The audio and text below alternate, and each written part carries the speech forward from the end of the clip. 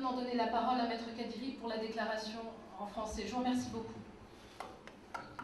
Bonjour tout le monde, merci d'être venu. Je suis Faisal Kadiri, avocat stagiaire au barreau de Casablanca et membre actif à l'association Droit et Justice. Donc, comme convenu, je vais vous présenter la déclaration de presse de l'association Droit et Justice. À travers les dispositions de sa constitution du 1er juillet 2011 et de son préambule, le Maroc s'engage à protéger et à promouvoir les dispositifs des droits de l'homme, mais aussi à contribuer à leur développement dans leur indivisibilité et leur universalité. Le Maroc est tenu par ses engagements internationaux, à savoir la Convention de Genève du 28 juillet 1951 relative au statut des réfugiés et son protocole de New York du 31 janvier 1960. En raison de l'ampleur prise par la question migratoire et ses répercussions sur les intérêts stratégiques du Maroc, et suite aux recommandations du Conseil national des droits de l'homme et aux instructions de Sa Majesté le Roi Mohamed VI, une nouvelle politique migratoire est en œuvre dans le royaume depuis septembre 2013. Cette politique, axée sur une vision africaine, commune et des principes humanitaires devant présider aux questions migratoires, se veut plus respectueuse des droits et de la dignité des migrants, et notamment des demandeurs d'asile et des réfugiés. Parmi les migrants qui vivent sur le territoire marocain, il existe une catégorie spécifique ayant besoin de protection au titre de l'asile. Ces migrants ont dû fuir la guerre, ont été persécutés dans notre pays, du fait de leur race, de leur religion, de leur nationalité ou de leur opinion politique. Ce sont eux qu'on appelle les demandeurs d'asile et qui revendiquent légitimement une protection au titre de l'asile. Dans les axes de cette nouvelle politique migratoire figure l'instauration à travers une nouvelle législation d'un système national d'asile en charge d'enregistrer et d'examiner les demandes d'asile, mais aussi d'organiser la protection des réfugiés, ce qui incombait jusqu'à présent au Haut Commissariat des Nations Unies pour les réfugiés. Dans ce contexte, Droit et Justice, qui est une association marocaine ayant pour vocation d'œuvrer pour l'amélioration du système judiciaire et la promotion de l'état de droit au Maroc, met en œuvre depuis août 2013 un projet appelé Programme d'aide juridique pour les réfugiés au Maroc.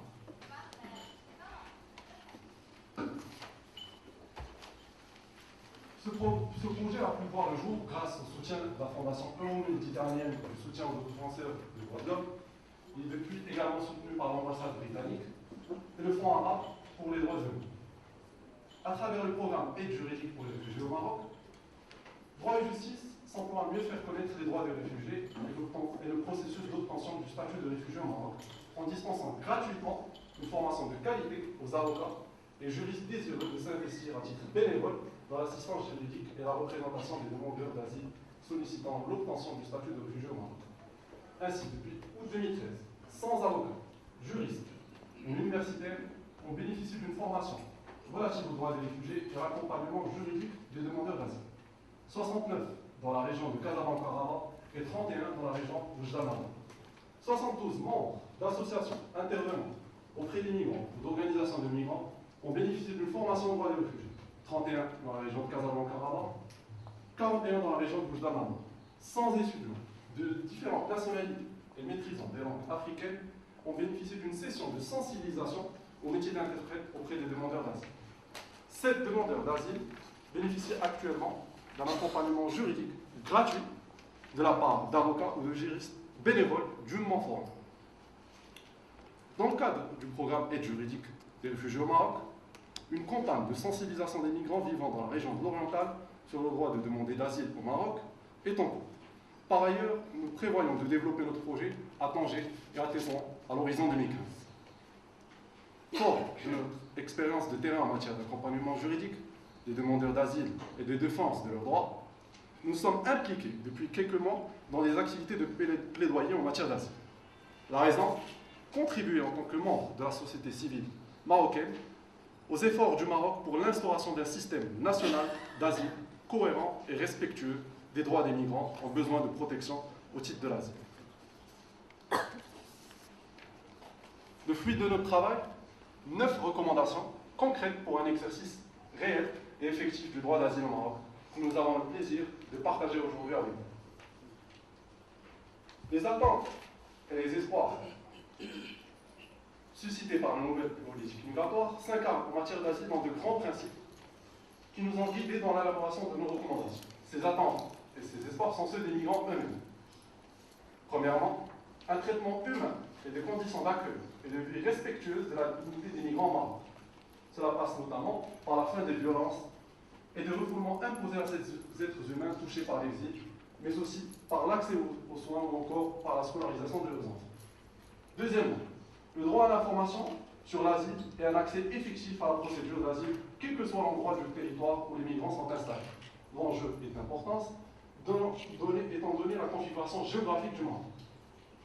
Troisièmement, une procédure d'asile accessible à tous, transparente, équitable, présentant des garanties fortes, notamment en matière de confidentialité, et s'inscrivant dans des délais d'examen raisonnables.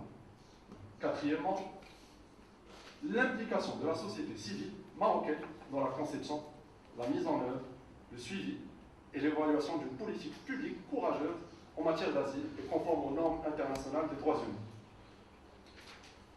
À travers sa nouvelle politique migratoire, le Maroc a sans aucun doute généré de grands espoirs. Aujourd'hui, nous nous inquiétons spécifiquement, s'agissant de la situation de l'asile, de la situation des victimes de régimes antidémocratiques ou des ravages de guerres fratricides qui sévissent encore trop souvent sur notre continent, comme très récemment en Centrafrique, au Mali ou encore au Niger. Le Maroc doit se donner les moyens de les protéger et ainsi de respecter pleinement ses engagements internationaux en la matière. Pour ces hommes, ces femmes et ces enfants qui ont besoin urgent de protection internationale au titre de l'asile, le Maroc doit pouvoir constituer un refuge où leurs droits sont respectés, où ils pourront enfin se reconstruire. Ces personnes vulnérables sont dans l'attente depuis parfois de longs mois, voire des années. L'initiative royale et les efforts du gouvernement ont fait naître de grands espoirs. Nous avons la responsabilité de générer de l'amertume et des déceptions encore plus grandes.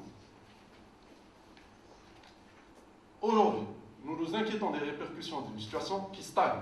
En effet, la situation des demandeurs d'asile, dont le dossier est actuellement en cours d'examen, est très problématique. Certains sont susceptibles de répondre aux critères pour être reconnus réfugiés, or ils restent dans l'attente et ne disposent d'aucune visibilité sur leur avenir, faute d'une nouvelle législation en matière d'asile au Maroc et d'un système à même d'assurer la transition.